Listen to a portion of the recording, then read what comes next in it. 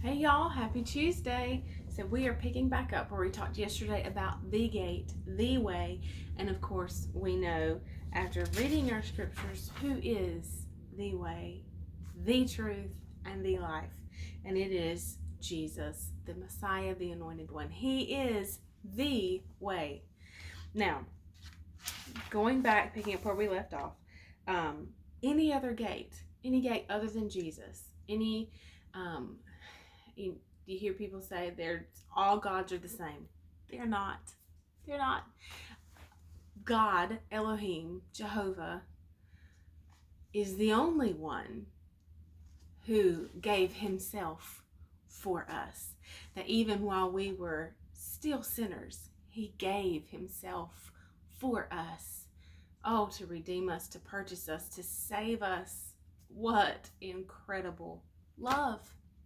So Jesus said in the passage from Matthew that the gate to life, did you hear that? The gate to life, that he is the way, the truth, the life, is narrow because it is contracted by pressure.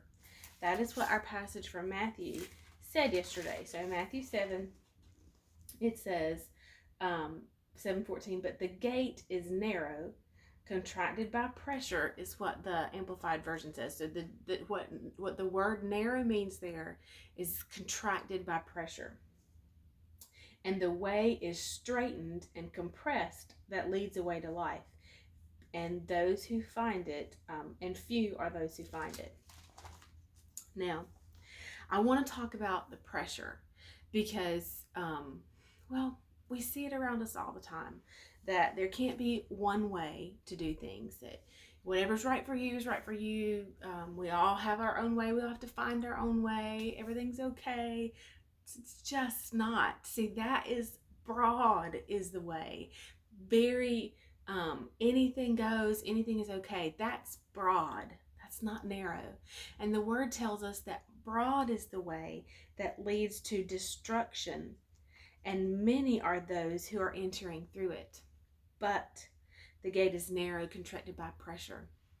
So there are things that can't go with us when we follow Christ, when we choose him over everything else. We talked about that last week, leaving things behind that, well, are just not right and not his way of doing things.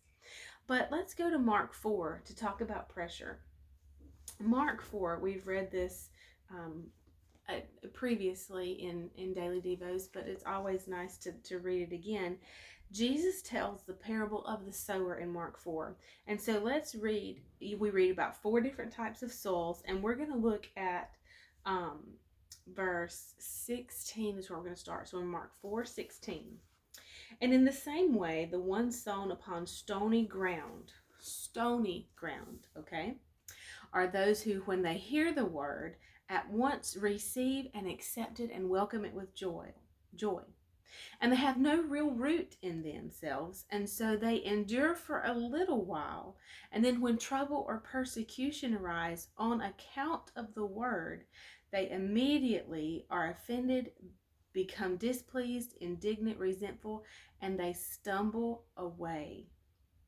Now, this is really, well, not exciting. Well, it is exciting and it's interesting, but it's exciting because it's information. And when we know information, well, without knowledge, people perish. We perish for lack of knowledge. So when we gather knowledge, when we get revelation and insight, we don't perish. So we know, we have revelation and insight. So in the New Testament, of course, is written in Greek, and I love the studies of the words in the original language. So the Greek word used in Mark 4:17 is translated as persecution, but I'm going to butcher the pronunciation, so bear with me. It's thlipsis, and it means a pressing together, or pressure. And so it's translated in the King James, affliction or persecution. And the Amplified says, when trouble or persecution arises on account of the word. And so that is pressure. So why, if we're looking at this, Why is that gate pressured? Why is the gate that leads to life narrowed? What's causing that pressure? Well, we look here at this word again. Let's read again. It says, when trouble or persecution arises on account of the word. On account of the word. So this pressure comes because of the word, because of Jesus, because, well, let's go down. We'll finish out here and then we'll go tomorrow. It says, what is the pressure after? So why is there pressure? So let's go back to the parable and let's start at verse 14. The sower sows the word, and the ones along the path are those that have been sown, who have the word sown in their heart, but when they hear, Satan comes at once and by force takes away the message which is sown in them. And in the same way,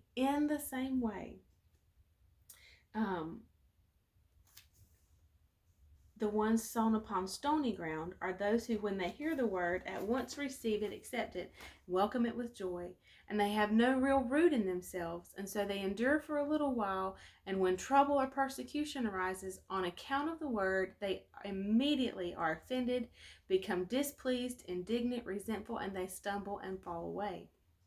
And then the next type of soil are those sown among thorns. And then the cares and anxieties, distractions of the world, cravings and passionate desire for other things creep in and choke and suffocate the word, and it becomes fruitless. So what is the pressure after? What is the purpose of those afflictions, trouble, persecution? It's to steal the word. It's to choke out the word. It is to, well, and in that first one, in verse 15, Satan comes at once. The thief comes at once to steal the word. See, those pressures come on account of the word. Jesus said you would be persecuted for my sake. The church, the established religion at the time, hated Jesus because he came bringing, my goodness, the good news of the kingdom of God to the children of Israel, that their Messiah had come and the love of God was here, and he showed them a different way of doing things, of doing and being right, and they hated it. So there was persecution and there was pressure. That pressure, the gate is constricted because, well, the enemy doesn't want you to get into it. He doesn't want you to choose the narrow gate. He would rather, well, he's after your destruction. John 10:10 tells us that the thief, who is Satan, the enemy of your soul, comes only to steal, kill, and to destroy. And so he's not going to make it easy for you to choose the narrow gate, the way, the truth, and the life. Oh, but greater is he who is in me than he who is in the world. So we're going to stop here today because we are well over time, and we'll see you tomorrow. Bye, y'all.